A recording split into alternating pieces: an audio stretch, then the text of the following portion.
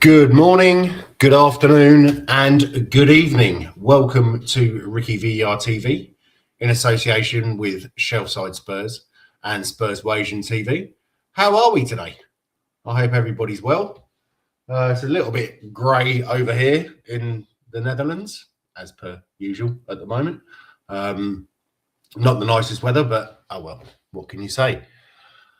Unfortunately, Kev can't make it today. He's not feeling particularly well, so get well soon, Kev.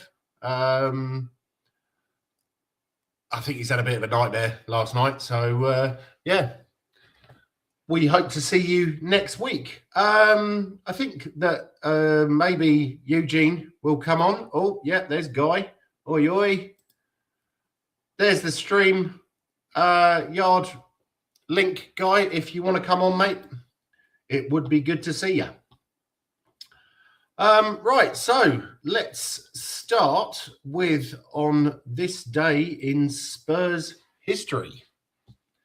Now, this is kind of a bit of a special one for me. Oops, that's the wrong one. Just one moment. Is that the right one? Yep, there we go. On this day, on the 7th of December, 2010, we played 20 Enschede in the Netherlands. Now, at the time, I was working in Chelsea. I had a rather nice apartment, which was free. And so I thought I'd come over and visit my friend Sam, who lived in Hoofddorp in the Netherlands, having no clue how far away Enschede was from Hoofddorp, and it all turned into a little bit of a nightmare because my flight was delayed for 3 days. I was meant to go out on the Saturday. I finally got there on the Monday. I think we played on I think it was a Wednesday it was a Tuesday. I was planning to go over to Enschede, but unfortunately it's like 2.5 hours on the train and not a lot of trains were running. So we actually went to watch the match in a place called Leiden, which is just down the road from Hoofddorp. But during this time, while I was over in the Netherlands, that's when I met my lovely wife. And here I am, living in the Netherlands. So yeah, it was an exciting match. I have to say I don't remember an awful lot of it because that Dutch beer is kind of strong. But it was 3-3 in the end. The starting lineup for us was Gomez, Asuakoto on the left, Basong and Gallas in the middle, Corluka on the right, Genus and Palacios in the middle, Kranjčar on the right, Bale on the left, and Pavlyuchenko and Defoe up front. And here he is. Hello, mate. How you feeling today? Can you hear me, my dude? Out a little bit. You're cutting out a little bit. Can you hear me? Hello? Can you hear me? I can hear you, yeah, but you're a little bit... Can you hear me? Yes, I can, yeah. Choppy. Am I choppy? Yeah, a little bit choppy. Hey, get it off. Go on, get it off. Yeah, well, I was wearing this top yesterday and I thought, you know what, I'm going to wear it again. Yeah, it's a lucky top, mate. It's a lucky top. I've rebranded back to Guy from the Lane, not 3 Points Lane. What a lovely day. What a lovely day. Arsenal lose, Liverpool completely imploded. And City are catching up with the Gooners, which is, yeah, that's kind of nice. But how old are you? You're 40, aren't you? 42, mate. I'm 42. Yeah. So do you remember this game? I do. Yeah. Gareth Bale, mate. He didn't actually score, I don't think. It was Defoe. No. Goal, Defoe twice and an own goal. But yeah, yeah. I remember it. I was fuming at the own goal, mate. I was fuming at that own goal. Absolutely fuming. But I was just saying that that was the first time that I came to the second time I came to the Netherlands, and that's when I actually met my lovely lady wife. And now that's why I'm here. So and you were just like, you know what? I love this place. I'm not going home. No, I did come home because I don't think she thought I was that interested. And then when I came home, I bombarded her on Facebook, and in the end, she gave in. So, you know. You love bombed that till it died. Yeah, let's go. I like your tactics, mate. Never give up. Never surrender.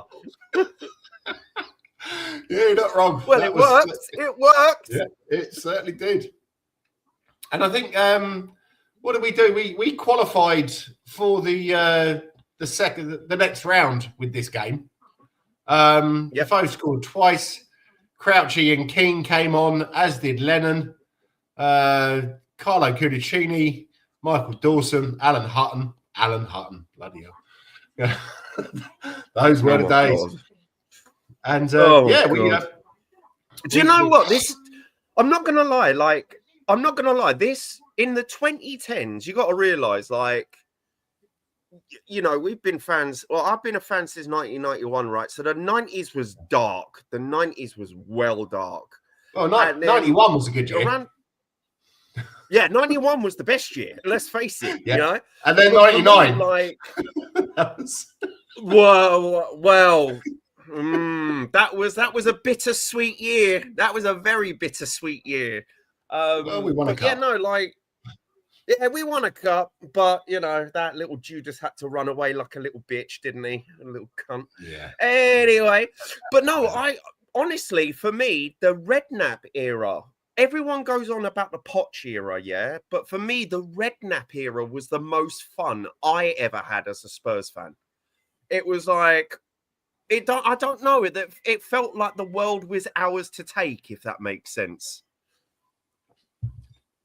I have to say, for me, it started with the Martin Jol era, because then we actually started looking like we could challenge. I mean, you know, that big guy on the touchline, he was just, he's still one of my heroes. I think that guy was absolutely brilliant for Spurs, and of course, it all started out with what's his name, Santini, and Martin Jol was the assistant manager.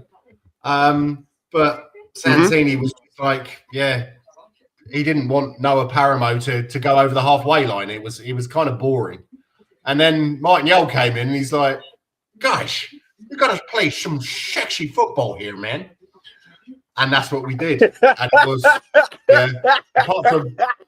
apart from Lasagna Gate, we would have been the Champions League.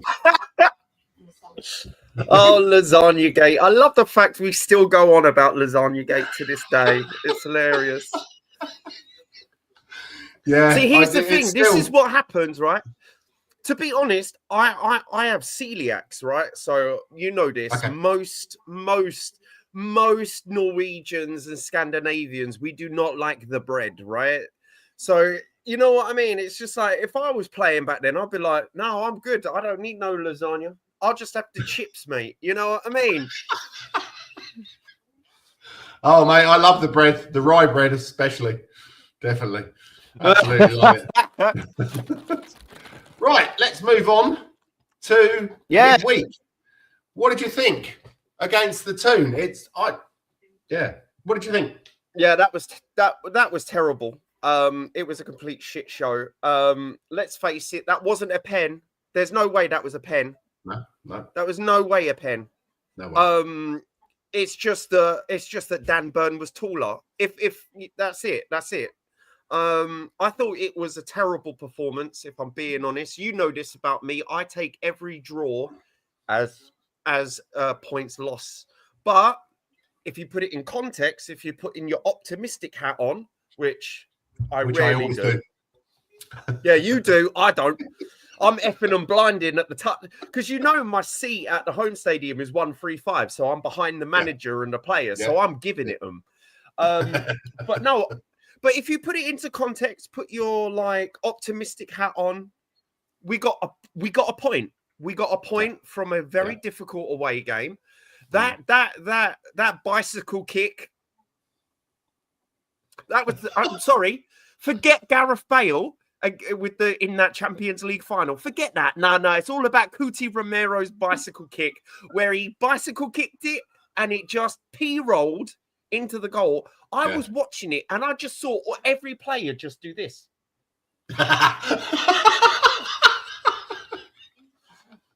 That is very true. Yeah, I don't know how that went in, and it's hilarious, especially seeing it's past Ramsdale. I know. It's because it was Ramsdale. Yeah. Oh, I was in the stadium when he got kicked in the back. That was hilarious. Oh, sorry, I'm not allowed to say that.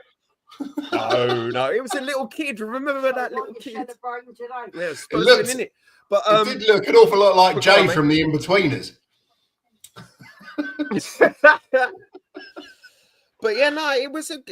We got a point. What am I supposed to say? Romero brace. Brace. That was a real captain's performance, and that's not something that I'd expect from Romero. I would have expected that from Steve Perryman or Gary Mabbott, but they drag us Gary over the Mabbott. Line. Yeah. Have you ever seen my call with Gary Mabbott? No.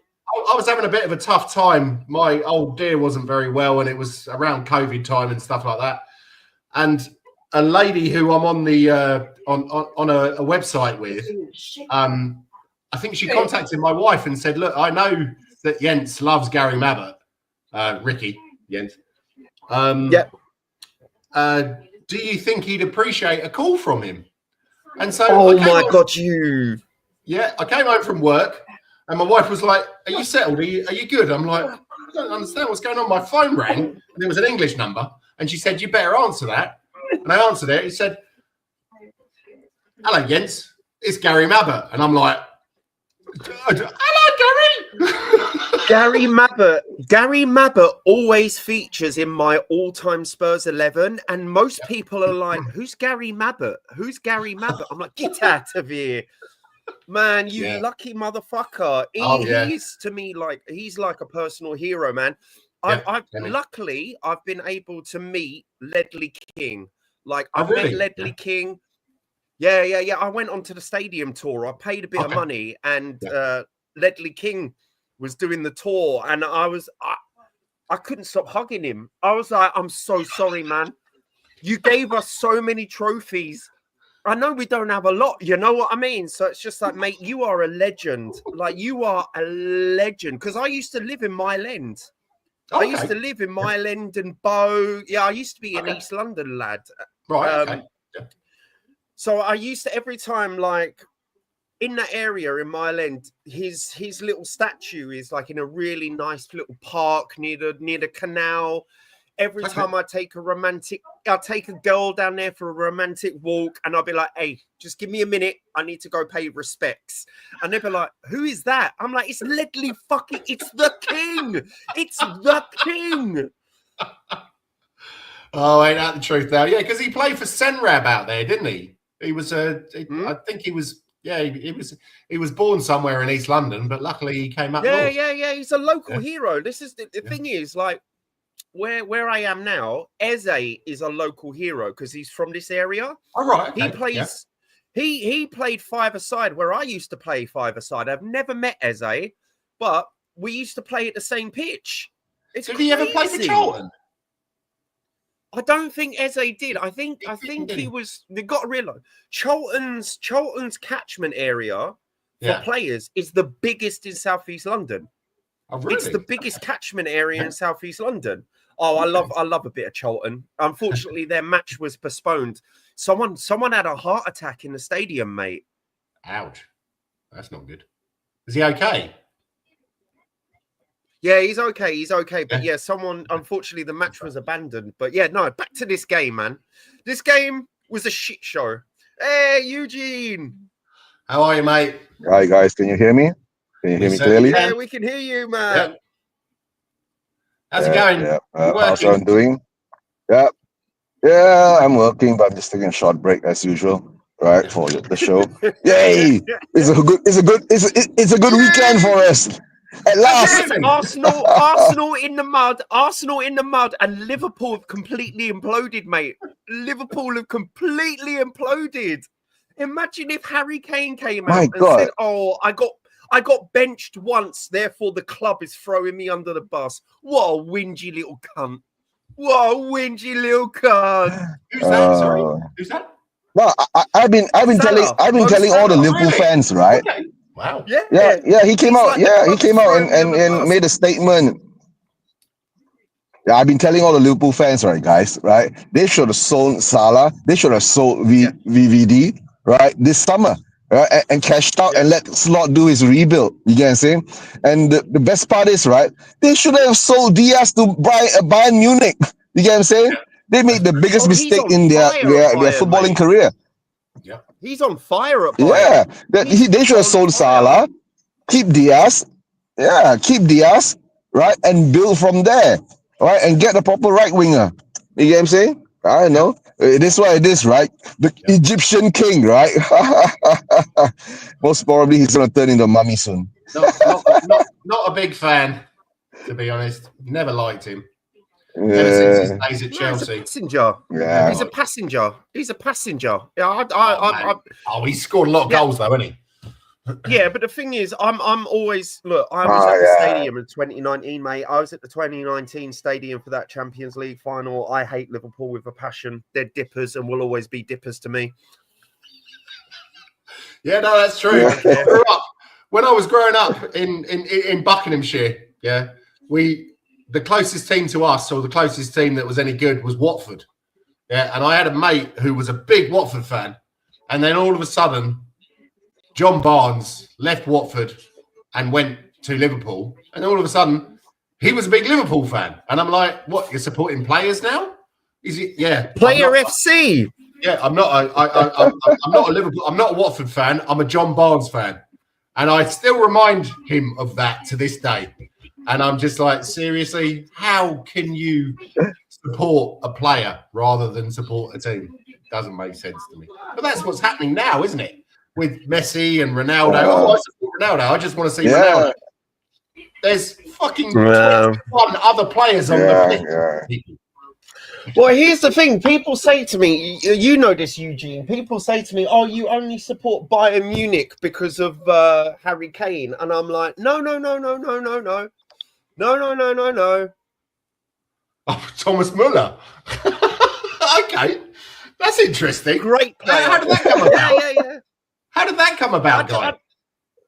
I've honestly, I don't support Bayern Munich, but I've been to the Allianz a couple of times. But the thing is, Eugene knows this. There's three teams that I follow, but not really support. Like, I don't go to every game. I don't see them. It's Bayern Munich, Barcelona, and Charlton Athletic. Mm-hmm. I've got, what is it? Yeah. Three teams as well. I've got AGF, which is my Danish team, which is where I was born. Barnet, because when I couldn't afford to go to Tottenham, I used to go to Barnet. I know a person that played for Barnet. Barnet. Yeah, I'll let you know off stream. I'll let you know off stream because I don't like to like name and shame if that makes sense. And the Spanish team was Racing Santander. Name and shame. Who are not really, well, they're actually top of the league. They're top of the second division at the moment. They used to be quite big in La Liga, and then financial, dodgy stuff, and they got relegated. Yeah, they fell off.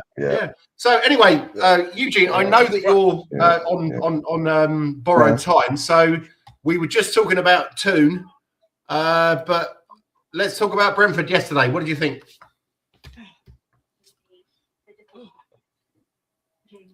The thing is that now, you saw us doing the watch along, right? Yes. So the Brentford game. Can you hear me? Yes, we can. Yeah, we can hear you now. Now, can you hear me now? Yes. No? Hear me now. Oh, okay. All right. No, I said that, you saw us do the watch along. Yeah, we did a watch along, right? So it looks like a totally different kind of setup, totally different kind of team. The intensity was there, the intent was there.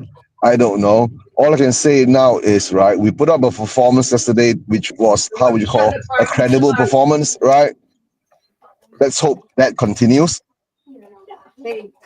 right? So all I can say now, right, it's up to Frank, right, whether he can maintain this kind of composure, cohesion, understanding between the players, and we don't look so stupid when we have the ball. But guys, like I was saying most of the time during the whole watch along, right, Brentford's shit. You get what I'm saying? Yeah, I never heard that until yesterday. I mean, I no, Brentford, seriously, they were shit, right? Yeah, they were were terrible. They were shit, right? You know, even Guy was saying their away kit was shit, right? Yeah, it was the away kit was in brown color, right? So it's a shit color. Oh man, I used to love that Right. brown kit we had in the. All I can say is, 2005. I love that. No, mate. I like the Kappa stuff.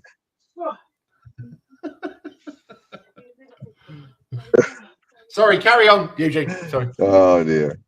Nah, but to tell the truth, right? Performance wise,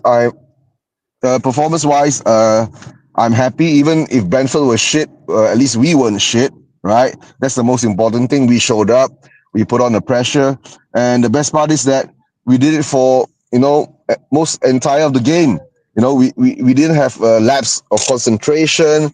I mean, there were a few, but it wasn't major kind of shit, right? But we maintain a certain intensity that even, me and Guy was saying, we're doing this still in the second half. That is a good sign, right? We were still pressing in the second half. We looked dangerous in the second half.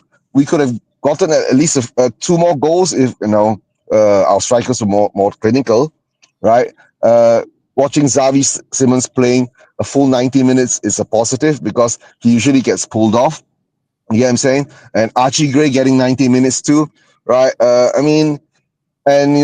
Jet Spence, he was doing his bits too. So I'm happy for definitely what happened yesterday, right? And of course, plus all the results that's come. Yeah. Everyone says Van der Ven. I'm like, Jet Spence is my favourite player. Of the match, definitely. He was brilliant. Those marauding white runs, it looked like his old, as I say, arrogant self. Yeah, Spence. He is arrogant. Yeah, Spence was bringing. Yeah. Yeah, I want Jed Spence. Yeah. I like Jed Spence. Yeah, and the thing is that, right? It's like. Yeah. Yeah. No, I was saying, right? I was thinking, it's like all of a sudden, right? It's like Frank unleashing the fullbacks. You get what I'm saying? Right? Yeah. Frank was unleashing the fullbacks, and they were given the chance to actually go forward and show their attacking prowess. So it's a good positive in that sense, right? Wingbacks acting as wingbacks. Porro was still shit in his crosses, guys. To tell the truth, right? But he did well defensively because most probably, how would you say that? Yeah. No, and I've been saying this, right? Ever since Frank's been here, right? Porro has lost his crossing ability of sorts. You get what I'm saying? That's the weird thing. He was good last season, right? His crosses were pinpoint, accurate, they were right? beautiful. And there was no one there. And there was no one there to meet them. This season, right? There are people in the box, but he can't put it. Yeah, he couldn't put it in a box, right? But I will give Porro his kudos too because his lock over the top to Xavi to run in, right? That was the one that created the goal. The first goal for Xavi, right? So and of course the assist from Xavi to Richarlison, right? And then Xavi taking the ball. He lost that ball, right? He got it back, right? Yeah, and he ran half the pitch to slot it in. So that shows how shit actually Brentford is.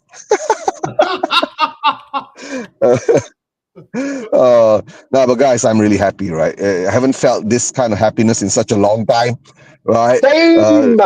Lost my inspiration to do watch-alongs, So maybe with this win, I might do a watch-along for the Slavia.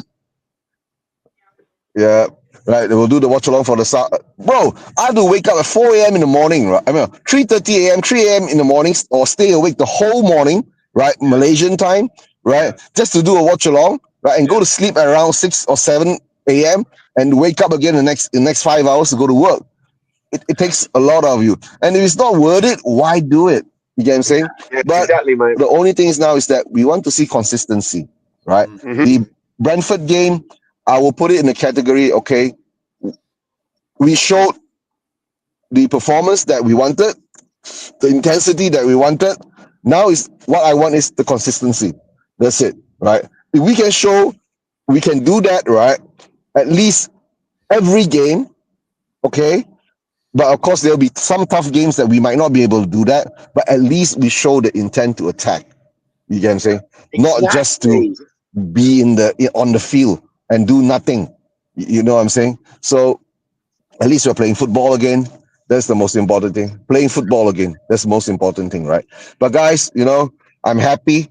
And to tell the truth, if we beat Slavia Prague and Arsenal and Chelsea fucks up again and Liverpool fucks up again in the Champions League, that would put the cherry on top of the cake. In a sense, done, mate. Liverpool are done. I think right? Liverpool. But I've got to make a move soon. Hope you guys have a good show, right? Okay. I don't know, and to tell the truth, right? Liverpool is going through their crisis at the moment, right? And how would you say this, right?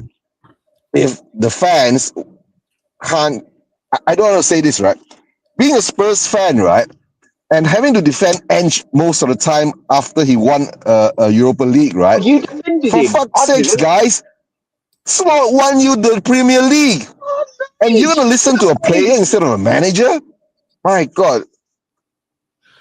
I just thought I'd bring Nige in before you go, Eugene, so you can say hello. What's up, Eugene? How you doing? Hey, Nige, big up, big up.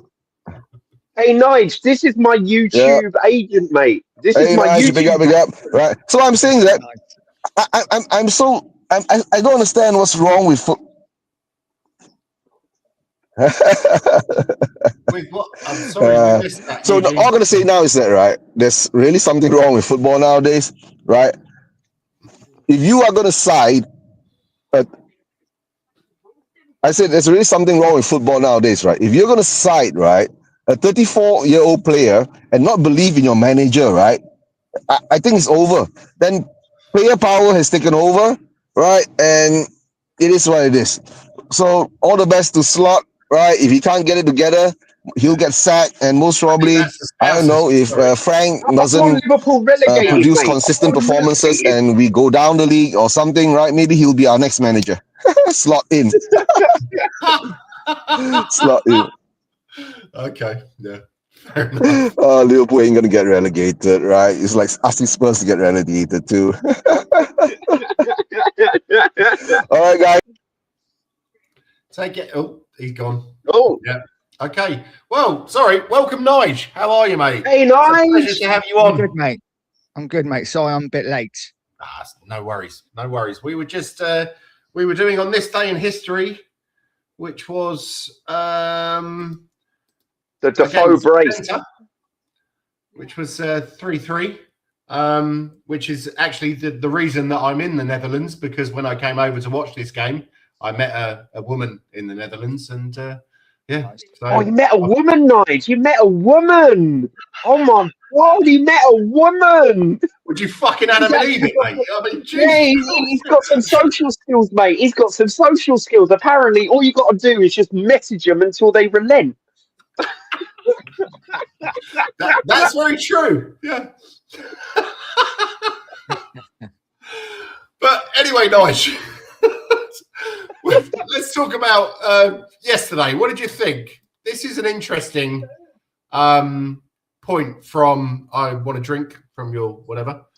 Simmons is starting to relax more on the field as it takes time to adjust to new teammates, to their patterns of play and lines that they run in. I think that's very true. Nige. Who knew if you put a player on the field, they get used to the system? Oh, shock horror. Yeah, exactly that, isn't it? It's, you've got to give this This kid is different gravy. He's a class player, and it was always going to take time to settle. I think most of us hoped that his first performance would be his performance yesterday, and he would just get better from then.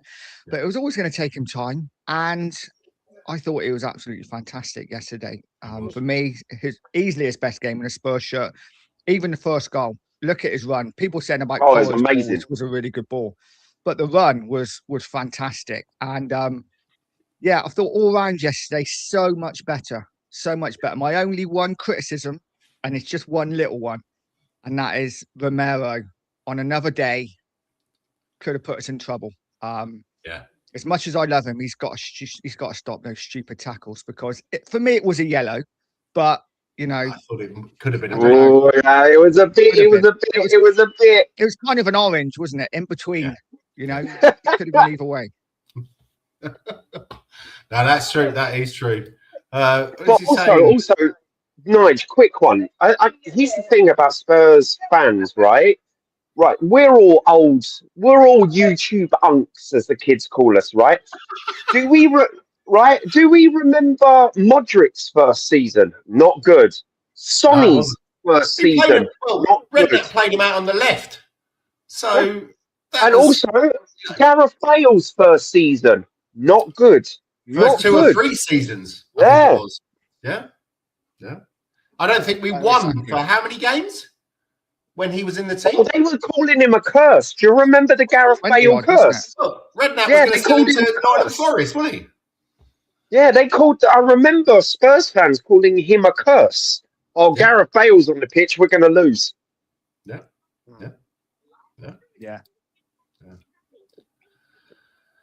Anyway, one could see the pressure being lifted off Seaman's shoulders with his celebration, a huge release. I think I love the way that he played yesterday because, and I love the way that he plays generally because, you know, he gets fouled and he's straight in the fouler's face. And it's like he reminds me a little bit of Van der Vaart. I think it's that Dutch mentality. Oh, yeah. Some, you know, they will drag you over the line to win it. And it was kind of special. We've been missing that. We've been missing that. Just quick one, and I'll ping back to Nige. Yeah, one thing that I just have been missing in Spurs is just this in your face aggressive attitude. I think I was talking to Dan about this, about the way Kudus headers the ball. What he does is he throws his body into the opponent with his back and then heads it down. I haven't seen players like that at Spurs for time. But anyway, Nigel, you kick off, mate. What were your thoughts? Thoughts on listen, if we're going to carry on about Xavi Simons, I thought for me the second goal and his goal was just a perfect. Was Xavi Simons in a nutshell in his Spurs career so far? First touch in the centre circle, terrible, loses the ball, but that tenacity, wins it back, and the run was absolutely superb. You know, he held off a couple of players, and just the way he finished as well. If you look at it, especially from behind the goal, there was no panic. He just coolly slotted it past the keeper and in. And hopefully that goal now elevates him. What's the bet? And he probably doesn't start Tuesday night now. But oh my God, please. Yeah, Slavia Prague. No, but it's Slavia Prague, so I think it will be. Funny enough, we've got to start him. I want because I said this about Xavi. We need to keep playing him. He's not going to get, because here's the thing. We've been using him as weirdly, Thomas Frank has been using him almost like a super sub, but I don't see him as a super sub. I want him to start. We paid good money for this boy. When you pay that amount of money, that's not for a sub. No. That is, I want to drink. I totally need a haircut, bro. I'm getting a haircut tomorrow. Look at this.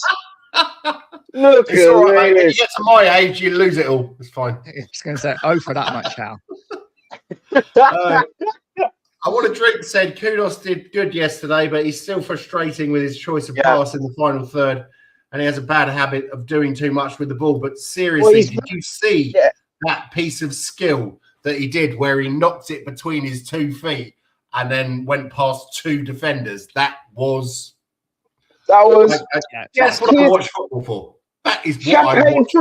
Champagne football. We really did. We really, you know what? And this is the thing about, like, I know Nige. I can't remember if we slightly agree or disagree. But as a match going fan, I'm quite happy to boo the fans, right? We booed the hell out of that Tottenham team, and then we go and spank Copenhagen, right?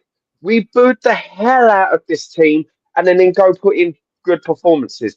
Look, there is no boo-worthy performance from that last game, and they really stepped up. And I think that, like, they really took. Personally, I think the Spurs players took what we've been giving in the pitch. They've harnessed it and gone, you know what? Boo us now. Boo us now. Go on. You want to boo us? Look at what we're doing. So I'm quiet. I'm hands up. Come on, players, do your best. And that was chef's kiss of a game, man. Champagne football. Champagne football. I remember thinking to myself, Porro went over to take a corner and all of the fans were clapping him and he clapped them back. And I thought, man. You know, I know he's had a pop and I can understand. How can I say? I don't really understand how players can have a pop at the fans, because they pay their money, and they pay a lot of fucking money. Yes, we do pay a lot. Do you know how much I've paid this season so far on just tickets and travel and food? Do you not have a season ticket? I used to, and I cancelled it after last season. Remember, I cancelled it. But got to realise you've got to pay 40 quid for the membership just to get tickets. Is it 40? I thought it was 50. Well, it's about 45, 40. If you get it on direct debit, it's a little bit cheaper. Also, you got to realise I've got a lot of loyalty points as well. I've saved them up for the last 20 years. But I used to have for my seat, block 135 behind the players at the, just on the lower levels is 135 quid for me with all my loyalty points, right? Without it, 135 quid, man. South Stand is 90, right? So this season I've spent so far, and I know this, my girlfriend is not in the room at the moment, so I can say this also. Please don't watch this, otherwise she's going to slap me. I've spent 2,500 quid roughly this season on tickets, food. Okay, the travel to Liverpool for the Everton game, we're not going to count that. It's a 120 quid ticket there and back. But I've spent £2,000 to watch this team.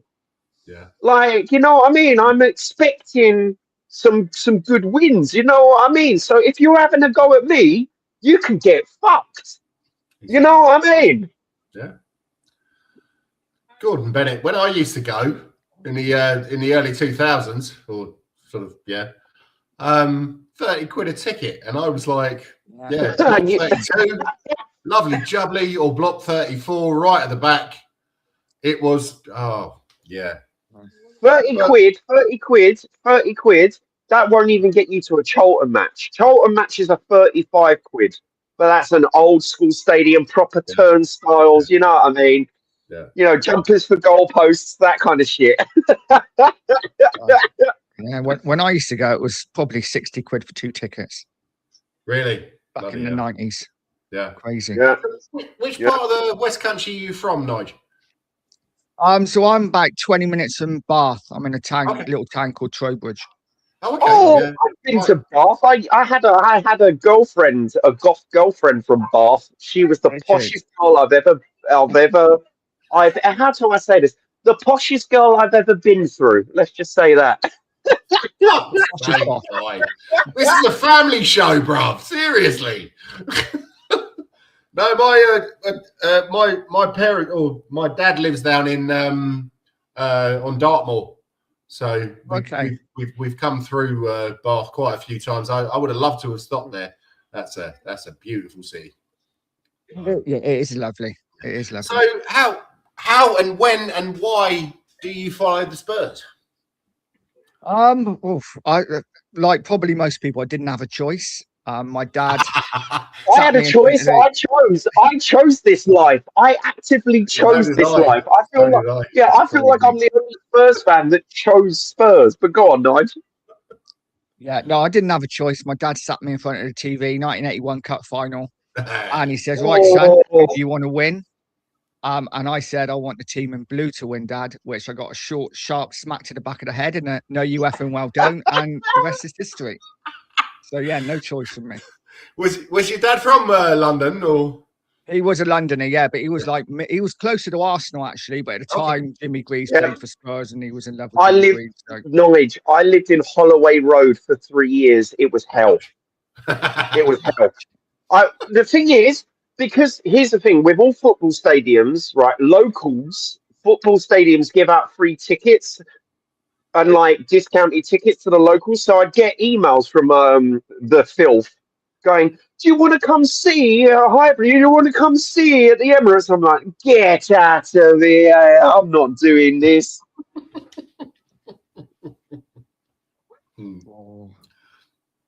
Yeah, well, Ricky, you knew this.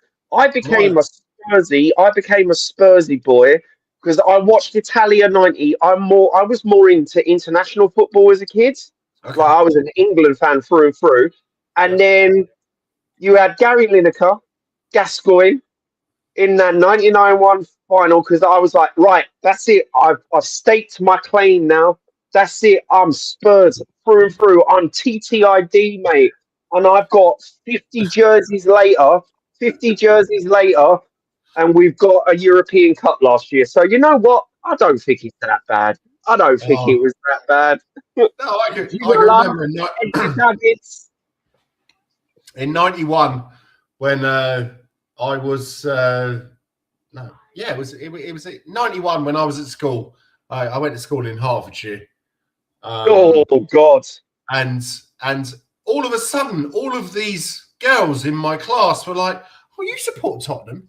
Oh, Gaza! Oh, Lineker!" I was like, "Seriously? You've never shown any interest in football before that?" Mate, capitalise on it, mate. Capitalise. That's what I do every day. Let's go, man. Funny enough, I was a very shy and awkward teenager, so I was like, "Fuck off." I was going to say, are you telling us Gaza and Lineker got you late? It didn't work. No, man. It didn't mate. I'm not even going into the fact that like I'm quite happy if my girlfriend was a full kit, mate. If they wear a full kit, I'm in there, mate. Let's go. Chloe Kelly. Mwah, mwah. Let's go. Yeah, right, this is going to be derailed quite quickly, isn't it? No, but I started supporting Tottenham when I moved to England. When I was 4 years old, my mother was English, God rest her soul, and my father was Danish. So he didn't really have. You're kind of like me. You're kind of like me. My mother's English, but my father's Norwegian. Oh, okay, yeah. Nice one. Yeah. Yeah, so, it's the blonde hair. And my godfather, who was from Potter's Bar, he's got pictures with the 61 team and stuff like that, and he took us to the Spurs shop. Got badges and scarves. And yeah, ever since then, how long is that now? Bloody hell, that's like 45 years. And it's never changed. And I wouldn't change it for a bit because during the early 2000s, late 90s, I went home and the tickets that I could get away, and it was brilliant. It was so much fun. Nowadays, I gave up my season ticket, I think it was about 4 or 5 seasons ago. And it was awful. Actually, one of the reasons that I gave it up was because of your bloody Norwegian people. Obviously, I can understand Norwegian. And they were stood behind me. And there was a couple of them who were actually interested in the game. But there was this one woman who was like, "Oh, I can't wait to go down at half time and get some popcorn." Excuse me? This is a football game. Funnily enough, she never came up for the second half, and I think we lost anyway. But it's just football's not the same anymore, is it? It's Mate, even in the Saturday. stadium, I've told you this, right? So, Nige, I don't think I've told you this story either, right? So, a football game to me, because I grew up in the height of the old firms, right? In the old kind of old school kind of, we swear, we shout, you know, all of this. I remember it was last season. I remember when I was like, okay, home games are gone for me, but I'm still going to be me, right? But I was just like, okay, this is done. I mean, 1-3-5 behind the players, giving Ange jip, right? And I was effing and jeffing. Dude, Yeah. I was, mate. I'm a menace. I'm a menace at games. This is another reason why, like, when I'm at a game, my brother comes to Tottenham games as well and Charlton games, right? And he's not really a big football fan, but he likes sports as a general thing. His is NFL, right? So I'm swearing. I remember it was against, what was that? It was against Leicester where we lost. Right, so I changed my seat to the away dugout, right? So I'm swearing, I'm giving this to Rude, I'm doing all this, and Jamie Vardy, you know, when he did this, look at the Premier League, I was effing, jeffing, I was screaming, and there was two people in the front, right, probably the same age as me, and they go, "Excuse me, we think your language is a bit colourful." I went, "Fuck off to the family area then, you fuckers." And I was just like, you know what? I was, nah. And this is the thing. And I've sent people photos where I was like teaching the international fans to do this. I was like, whenever they score, do this. Do this. Okay. And then you got the whole row doing this. And I was like, you know what? Football faith has been restored. But yeah, no, it's just, for me, it's weird. It's like the football in the stadium, especially with Tottenham, because I don't go to away games outside of London anymore. I'm old. I'm tired. Unless it's a brand new. Yeah, I know, because it's a brand new stadium, man. If it's I want to go to the new Camp Nou. I want to go to the new Camp Nou. I've put my money on a ticket to see Barca. But anyway, it's just gentrified now. Like, you know what I mean? And with the weirdly, with the Levy out protests, I kind of felt that camaraderie where we were just like, yeah, fuck this. We can say what we want. Fuck Levy, get him out of our club. You know, I love that camaraderie. And it just feels like when you go to a football match now, it's like they do this. Yeah. Or And they're with their iPad and oh my God. phone recording it. Oh my God. Like, Oh my God. Even the manager with his iPad. he's got a notepad, which I like, because Yeah. that's kind of That's old school. what you used to do in the old days. Yeah. But no, I for me, like, I miss, like I say, the good thing about the old White Hart Lane, and I love this, is just like you could go right, as you can see on the photo, you were right near the pitch. You could, while the opponent's giving a corner, why is everyone just watching the opponent give a corner? I'm like this to them. I'm like this, screaming at them so they fuck it up. Like, where's this gone? But yeah, I think that was the Tottenham versus Hull or something. I was in block 32, and you can see the poles in the old East Stand, and that was a proper stadium. That was a proper stadium. I've got a piece of that stadium, mate. I've still got a piece of that stadium. Yeah, I do. The last game I went to was the West Ham game when we beat them. I think it was 4 or 5-0. Yes, that was such a good game. I was there, man. Yeah, I was in again. Block 32 was the place that I used to get my tickets in, and I absolutely love that. That's a weird game. That's a weird game. Do you know why? Do you know why that's a weird game? Because I've got a scar on my eyebrow where a West Ham fan threw a bottle at me. after the game. Why does that not After the surprise game. me? Yeah, well, No, you're not painting yourself in a good light, guy. Effing and I don't blinding. care, mate. I don't care. I don't care. We won the Europa League last season. Who cares? Come on, you Spurs. Let's go. Let's So, go. Nige, where do you think we go from here? How do you think it's going to be on an upward trajectory, or do you think that it was just a one-off because it was Frank's old team? And I thought we looked good tactically yesterday, and that's what I've always heard about Frank, is that he's a good tactician. You would hope so, mate. You would hope so. I think for me, it's 2 games in a row now. I thought, though the Newcastle performance as a whole wasn't fantastic, there was good battle, there was good fight. Yep.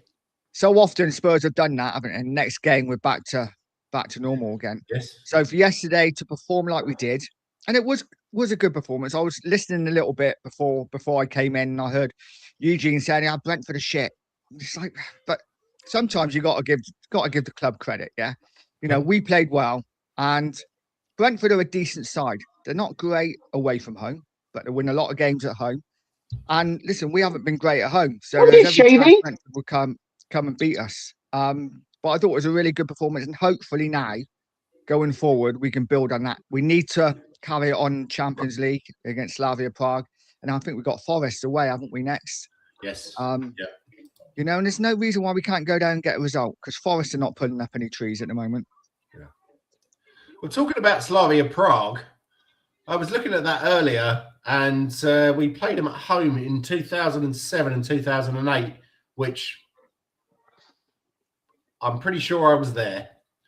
And we had Robinson in goal, Chimbonda, Kabul, Woodgate, O'Hara at left back, Tanio right wing, Huddleston, Zakora in the middle, Lennon.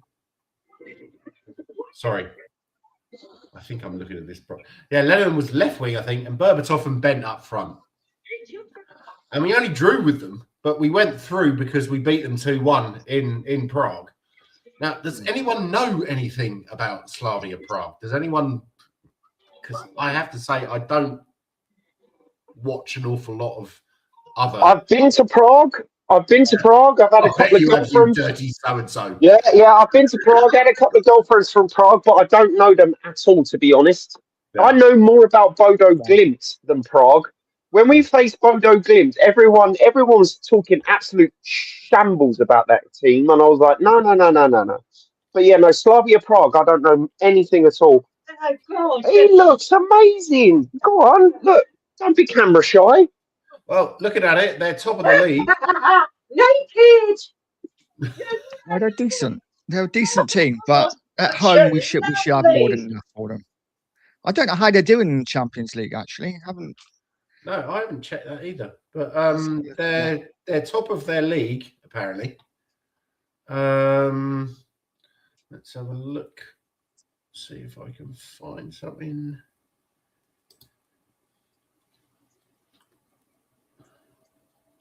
Yeah, there's don't recognise an awful lot of the players. No, they haven't won yet in the Champions League. Oh, really? They're kind of like the. Oh, they haven't won. That means we're going to lose. We're going to lose. If they haven't won, we're going to lose. Yeah. 2 draws and 3 defeats so far. Sorry? 3 draws and 3 defeats. Okay. Yeah. I think they're kind of like the Man United, Man City of the Czech Republic, that they pretty much win it every year. But yeah, I was thinking that maybe this would be the lineup. Kinski in goals, Spence, Danso, Romero, Porro, Gray, Sarr, Odebear, Siemens, Johnson on the right, Odebear on the left, and Solanke up front. I might be a little bit. Solanke coming back? Well, I don't know. I'm just thinking. Here's the thing. I've been thinking every week that he's going to come back. Yeah. Because apparently it was just a knock. Remember, it was just a knock. Yes. Yeah. And then a minor operation. Yeah. Yeah, a minor operation. Someone was saying the other day that they thought that maybe he'd had a drugs ban, and we haven't Drugs ban? released it. Yeah. What kind of ITKs are you following, man? It's like you're Lamine Yamal having an STD. No, What are we doing here? It was Solanke's brother who told me. So, you know. Oh my Because he's the biggest dealer in Bournemouth, mate. So, no, I don't know. Be nice to have him back, but I'm looking at James Maddison. I thought he was going to be back middle of next year. Apparently, he's like June. Yeah, no, he's done. Yeah. He's done, mate.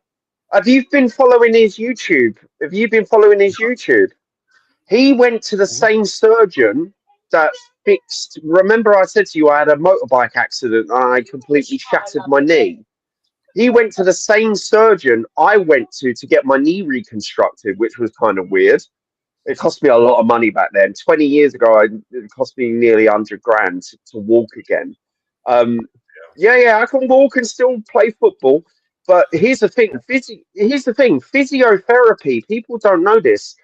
I went through about 1.5 years of physiotherapy just to like get the muscles back. I don't think James Maddison's going to be ready for this season or halfway through the next season, man. I don't think he's going to be ready. And then you've got to realize, okay, physically ready doesn't mean physically match fit. I don't look, it's a massive injury, and I love Maddison. Yeah, I love Maddison. I think he's a great guy. Like, I put Maddison on a pedestal because what he's gone through, but I don't think he's going to be the same player when he comes back. No. I'm going to be more positive. I'm going to be more positive just because I don't know. I've just got to be because I love Maddison as well.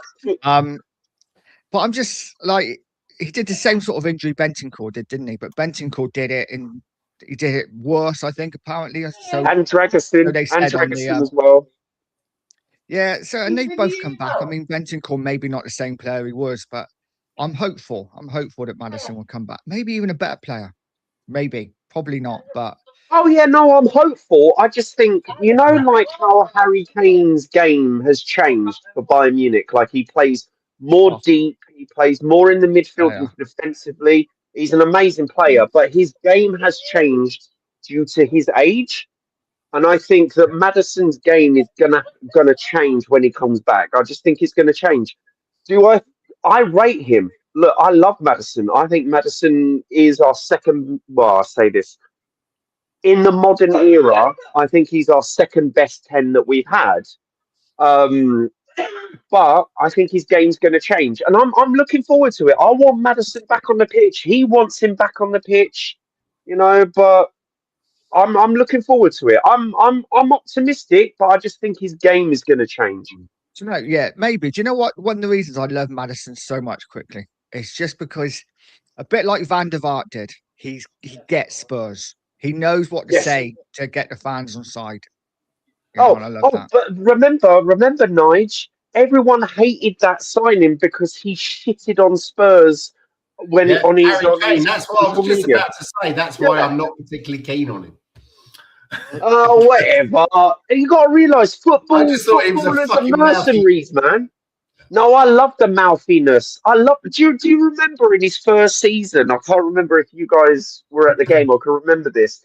Like, our fans, I think it was away fans, and they were chanting, you know, Gareth Southgate didn't pick him because he was shit, and he put the ball outside of the corner box just to piss off the fans. And then I remember seeing that. Yeah, he's a wind-up merchant, isn't he? He is a massive wind-up. The shithousery. I love the shithousery. I love that. I love that in a player. I want personalities at Spurs. I don't want robots. Yeah, no, we're not happy. But I think there was another thing that I seem to remember when he was at Norwich, or was it at Coventry? I can't remember. But he was trying to get into a nightclub or getting chucked out of a nightclub. And, my shoes probably cost more than your house does. And it's like, come on, mate. Oh, come on. That's a joke. I would do the same joke as well. It's just a joke. I think at the end of the day, shithousery awards, 10 out of 10 for Maddison. 10 out of 10. I love the guy. Madison thinking was that he was moving up a level when he joined us and must have been excited about working with Kane and Son, but he ended up working with Son on the way down and Kane leaving. Yeah, well, that's an interesting one.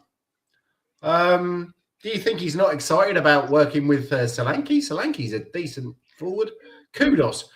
I want to talk about Kudos. Seriously, have you seen the pieces of skill that he's done in the last 2 or 3 games? Yeah, he's Yesterday, great. when he knocked it between his feet, like bang, bang, and then through 2 defenders. Jesus Christ, this guy could be one of the most skillful players I have seen since Paul Gascoigne. This guy. Really? You're going to go that far? You're going to go that far? What ball at feet? Okay. Yeah. I mean, who else? Look, Come on, who else has there been since Paul Gascoigne who has that kind of skill? Yeah. All right. So I'm going to give you my background because you know that I live in the vicinity of 5 football clubs, right? And West Ham. I don't want to hear about Carl Leeburn, mate. You know. No, but listen.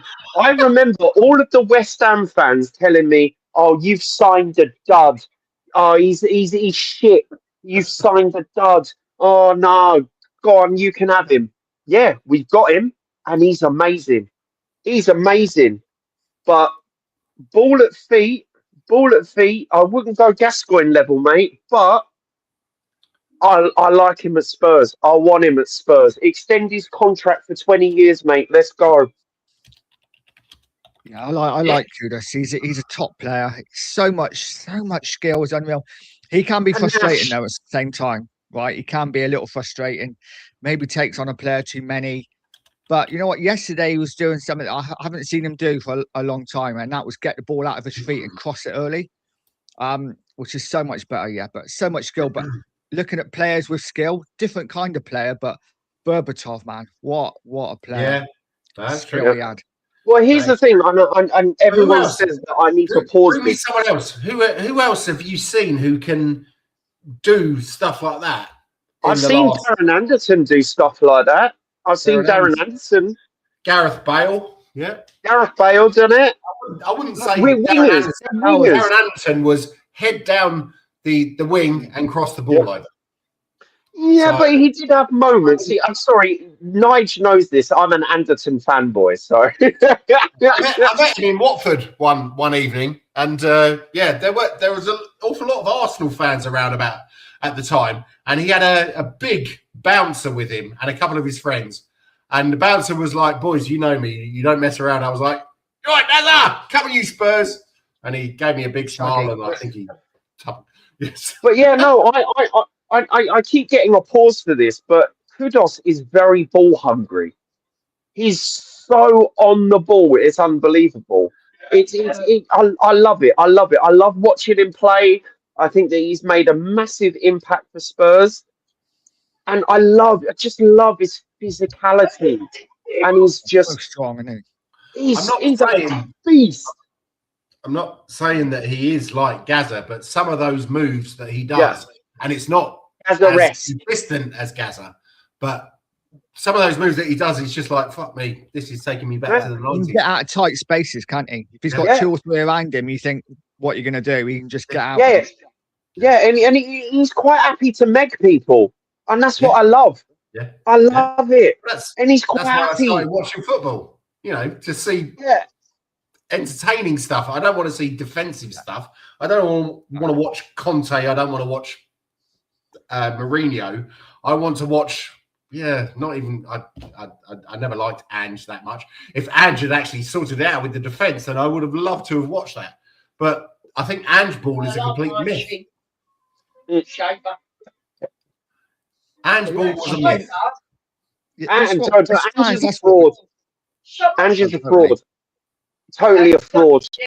Absolutely a fraud. I'm sorry, and I'm not going to defend him. He's the reason why I stopped my season ticket. So that's it. Ange is a fraud, and everyone who's Ange out. I'm sorry, we've been vindicated. He also had time at Nottingham Forest, and look what he did at Nottingham Forest. I'm sorry. Bye, Aussie boy. Go away. It would have been nice But the problem is that I don't like managers when they call out the fans. And, you know, him giving it the whole this, even when Frank did it last week, I'm starting to lose respect for him. Luckily, we got a draw and a win. So, you know, and also he's from the motherland, or the fatherland, sorry, from Denmark. So I always want him to do well.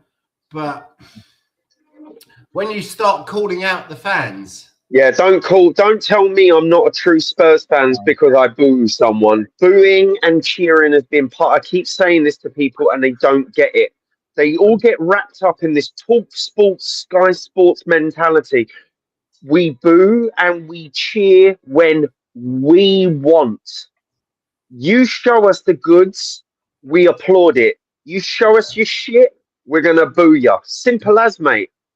I would say all three of us have spent a fucking fortune on following Spurs. So, yes, we do have the right to all have a Spurs say. jerseys, mate. All Spurs jerseys, and that ain't even a fucking collection. Yeah.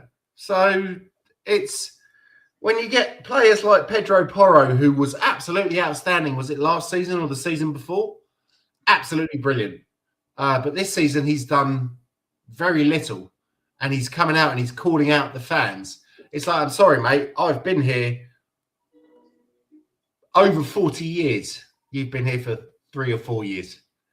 Don't question my loyalty. We pay your wages, mate. It's essentially we pay your wages. It's like the government telling us we're shit, mate. We pay taxes, fam. Get the rubbish. Get the rubbish. It's your job. And my mum says it as well. It's like, you get paid for a job. Oh yeah, the Archie Gray hype. Yeah, nice one. Yeah, I'm going to give him some flowers. Nige, come on, because we've been on Archie Gray's back for a long time. I'm trying to keep it PG-13. We've been on Archie Gray's back for a long time, and he showed some good stuff. But yeah, Nige, come on, Archie Gray. Yeah. Archie Gray had a decent game yesterday. I'm not going to get too overexcited about it because it's just one game, but he did have a decent game. I like him on the ball. I like what he does. Again, it is one game, but yeah, I don't know. Our midfield for me, guys, our midfield still concerns me. I think that's our because it's a double forward pivot. areas are weak as well, but our midfield is pretty weak still.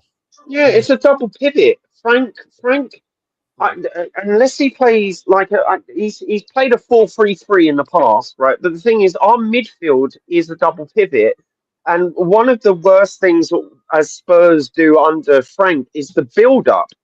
The build-up is terrible because what happens is I thought it was good, but you've got to realise in relation to our team that we're facing, right? So we've got so if we do a basic build-up from the back, right? So we've got Vicario, right? He builds up either through he either builds up through Jed Spence or Pedro Porro, right?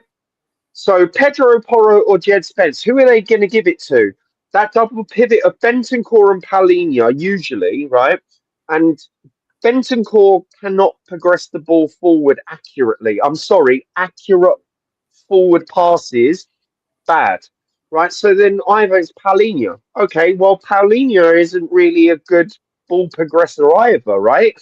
I've not seen him do through balls. I've not seen him. He's a good player. I want to sign him. He's great. But okay, so the midfield. Okay, so if it's not Archie Gray, Bentancur, or Paulinho, you've got Bergvall, right? Is Bergvall doing through balls and long passes? No. So we're relying on Pedro Porro to lob it in, or we've got Jed Spence with the runs to the wings. I just think that midfield, personally, I just think that midfield cannot progress a ball forward. I think if you play Bergvall and Sarr, accurately, Bergvall and Sarr, they both love to run forward and defend. So this is interesting. What I want to drink says that's another game under Archie's belt, and it's so important for his growth and development. and the signs are showing that he's adapting nicely to the pace of the game. I agree with that 100%. Totally agree. I think he'll. And he is a player that will pass forward as well. Yes. Yeah. And he'll Here's the run thing. forward as well. Again, I say this.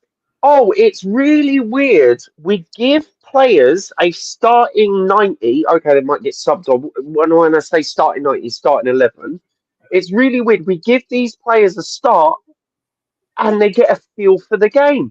They start adapting to the way the Prem works. Who knew this? Who knew? You wouldn't Adam and Eve it, would you, mate? Oh no, you wouldn't fucking believe it either, mate.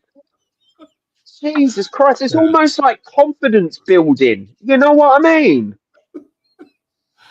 No, that is true. But you look at the central midfield. Who would your ideal central two be? I'm biased because I'm Norwegian. I want Berival all the time, mate. I love that kid. I thought Yeah, the Norwegians that would've been hated the Swedish. Because I know the Danish do. Let's not get into the geopolitics of Scandinavia because that goes back thousands of years. But no, I like Berival. I like him because he puts in a shift. There you go, Berival Nigel. and who? Berival and who? I would say Berival and Paulinho. I'd like to see that team up. But it's always a double pivot, though. It's always a double pivot. It's only two. And I'm like, well, Richarlison hasn't been the best player for us, let's face it. And then you've got the Solanke question. I'm just like, I would like, if I'm being honest, I would like to see Berival, Pat Matasar with Xavi in those triangles. In that triangle, I think would work quite well. There's not enough cover for the defence, though. But then again, if you play Mickey Van der Ven and Romero, then yeah. Yeah, VDV is a fucking given. I want him to play every game, health permitting. If he was a robot, we need to clone. If I could clone Van der Ven, I'd love it, but we can't. No, to be honest, we all dream of a team of Robbie Keanes. A team of Robbie Keane. Sorry, that would be nice. What a player Robbie Keane was. Yeah. There's a question for you in a minute, guys. For me, my midfield three, I've wanted to see it all season, haven't seen it yet, would be Polina. I'm going to say the English version, Bergvall and Simmons. I've got to say, it really annoys me when English commentators try and say Bergvall. It's like, just call him Bergvall. Just call him Bergvall. I keep getting scolded, mate. My missus is scolding me over it. Don't call him Berg. Because here's the thing, it's like Bergvall. Berry. That's the thing. I'm from Denmark, and I've been calling him Bergvall for years. So it's like Berival. Okay, that's what Kev, who unfortunately is not on today because he's not very well, and get well, Kev. Oh, bless up, Kev. Get well soon, mate. Yeah. But so Siemens as attacking central midfielder, or do you want to play a 3 and a 3? No. Xavi in the 10, Xavi in the 10. We've been chanting it in the stadium. You know that? From the stadium, we've been chanting Xavi in the 10, Xavi in the 10. No, I'm just asking Nigel, what is that as a midfield 3 or as in a midfield 2 and an attacking midfielder? I think you could use them in both. I quite like the fact that I quite like a 4-2-2-2 where you got the fullbacks bombing on. And I know you're going to have that double pivot maybe a little bit more. Then you can have like maybe a Kudus and a Xavi like interchanging that 10 kind of area. Yeah. It's not like we're not talking about ironclad formations here, are we? Yeah. No. But that's how they got the best out of Simmons at Leipzig, was playing a 4-2-2-2. But then we can't do that just to get one player. I think Xavi Simmons in the 10.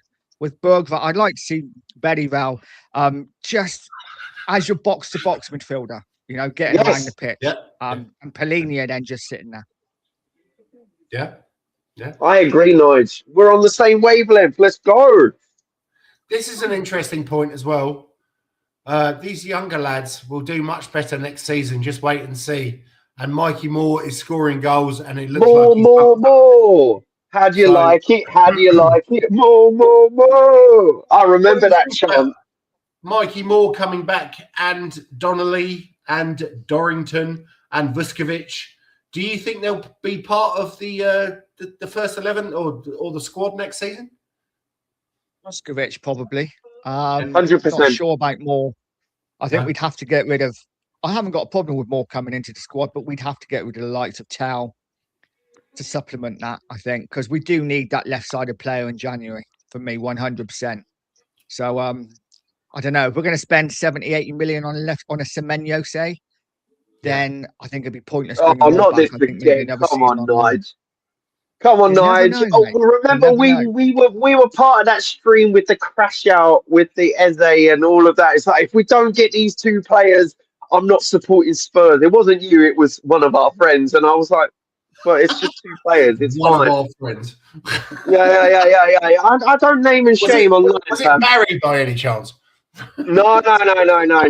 It's just someone rage quit a stream because I Barry said, used to support Arsenal, by the way. oh, really? But here's the thing: it's just like, look. When it comes to purple patches in Bournemouth, hey Dan, let's go, bro. But no, here's the thing: Bournemouth purple patches. Nice. Explain, Nige. Explain. Yeah. But here's the thing: it's just I'm a fan. Yeah. No, but the thing is, with Bournemouth purple patches, I think what we've been it's twice bitten, once shy, mate. But here's the thing: is Lucas Williams-Barnett, is Dane Scarlett, is Mikey Moore better than Tell from what you've seen? And that's a question to you two. I would take Dane Scarlett because he knows English football over Tell. I mean, Tell looked great when he came on against Newcastle, but Dane Scarlett, when he comes on, I mean, look at the size of the guy. He is himself about. He's an old school striker, central forward, yeah, and centre forward. Sorry, it's the same thing, man. We know what you're talking about. I think Dane Scarlett has not been given a chance. The guy has got skills, and he's a good player. And I also think when you put him on, if we're behind or even if we're ahead, you put him on with 10 minutes to go. He controls games. A mess with. He controls games. Exactly. I saw him. I saw him at that AZ Alkmaar game, and I was blown away. And same in pre-season with Vuskovic. I know Vuskovic is going to stay. We've got to realise the club that he's been loaned to. I can't remember what it is right now, but the club that he's been loaned to. Hamburg. That's it. Thank you. They said we're keeping him until the season ends, so that's fine. I'm happy with that. I have no problems with that. But Vuskovic, if he wants to stay, please, TTID, man, TTID. You will be a great player. But I agree. I think Dane Scarlett is he's a diamond in the rough. He is a very chaotic player. He really causes defenders. I think it's because he's young and he doesn't play orthodox football. He really doesn't play orthodox football. He's fainting when he doesn't need to faint and doesn't faint when he needs to faint, and he puts defenders in a spin. I'm happy for Dane Scarlett. I like Dane Scarlett. I mean, this is Dane Scarlett FC right now. But it will be interesting to see when they do come back.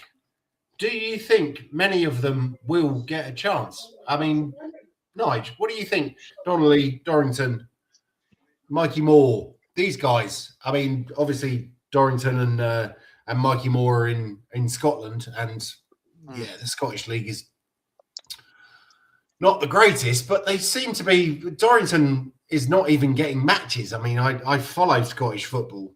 And he hasn't played, he hasn't started in a while, so is that a bit worrying? I I don't see it. I don't see the likes of Donnelly coming back and starting for Spurs. I don't No. think we'll see these players in the Spurs shirt. I think Mikey Moore, quite possibly. Yeah. I think there's a good chance Donnelly gets sold in the summer. Same with Dorrington. I think the big hopes for Spurs fans, I think, would be your Vusković's, your Mikey Moores, but I don't see that straight away. And Williams Barnett as well. And Williams Barnett, yeah, but again, he's hardly played, is he? So haven't seen enough of him. And same with Scarlett. I know you guys are bigging him up. I've not seen enough of him to form a judgment on him as yet. But it'd be interesting. Maybe another loan. I don't know. He doesn't. It's a bit like Kane though, because Kane hardly, pulled up any trees when he went on loan, did he? And then suddenly exploded at Tottenham. So maybe that would be the same. That is very true. Yeah.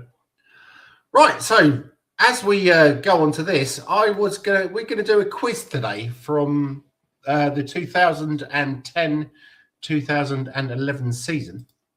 Oh my God! You know that, like, I'm going to be so crap at this because here's the thing about remembering games. I'm usually inebriated, man. So was I, but it's amazing when I look back on this how much I remembered. So, who was the top scorer in the Champions League for us this season? 2010-2011, when we played Gordon Bennett, FC Twente. Let me double check that.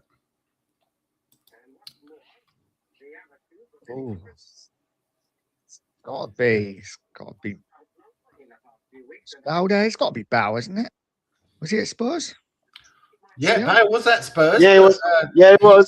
It was. It was what that kit was. What was that kit? Let me.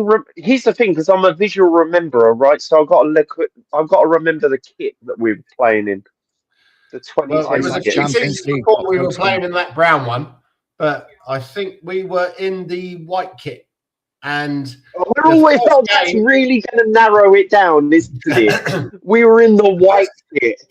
That's like Real Madrid. What kit were they playing? The white one was against Young Boys. Have a look. So pause. What do you mean? Have a look. Oh, it was that horrible white and yellow one, wasn't it? Yeah. We really fucked the Young Boys. Yeah. We fucked them up so good, bro. Come on, guys. I've got to hurry you here. I'm going to go Bow. Okay. Guy. Yeah. Stop cheating. Yeah. Yes. I'm not cheating. I'm looking at the kits. Yeah, I have no idea. Not gonna lie. Okay. I have no idea. Passed. Yeah. Crouch with 4. Wow. Oh, the lanky bastard. Oh, you know what? I love Peter Crouch at our club. Everyone hates me. What would you have been if you hadn't played football? Yeah, a virgin.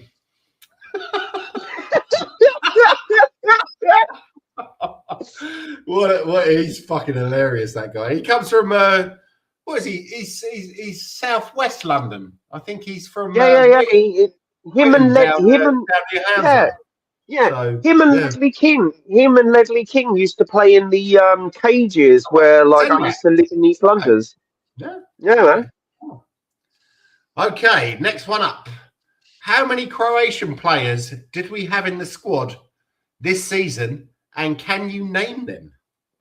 Oh, we had a lot, because at that moment we were like Croatia's like sister club, weren't we? At one point. So we had Chorluka. Mm-hmm. Yep. We had, oh God, my mind's suddenly gone blank. Modric. Yeah, there we go. Yeah, Modric. The good-looking fucker, didn't we? The good-looking guy that Redknapp absolutely loved. Yes, I can't remember his name. Cranshaw.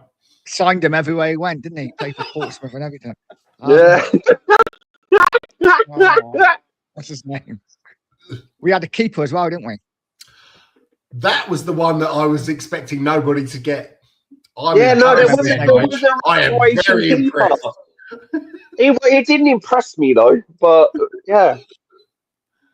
Oh, fucking hell, mate. I'd say 4. Very good.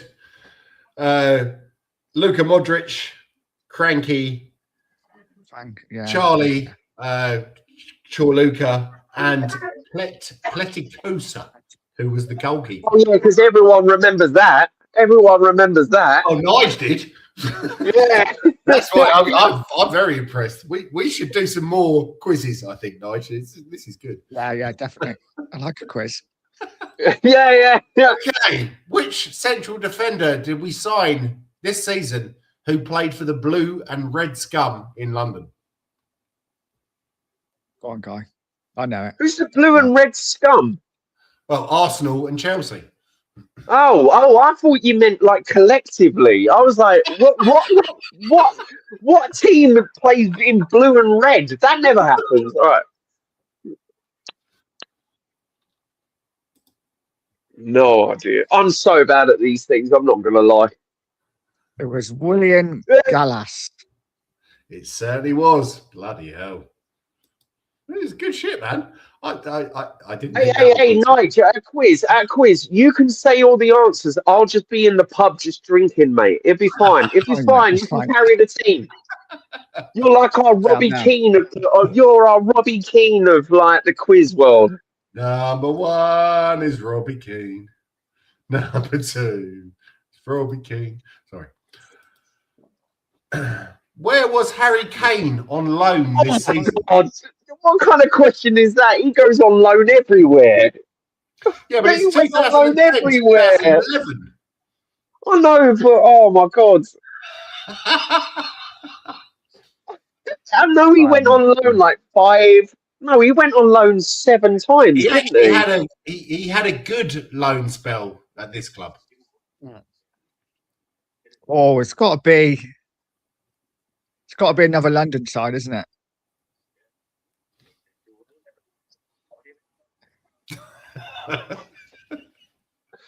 I have no idea, man. Sorry, I have no idea. Nige? Millwall. Oh, so close. He went on to Millwall. Yes, the thing. I used to live just down the road from the stadium. Me? It's actually a really nice part of London. The people are so friendly. Or it was 20 years ago. But, okay, and finally, who scored twice on the last day of the season, win away to Brum after coming on as a sub in the 39th minute?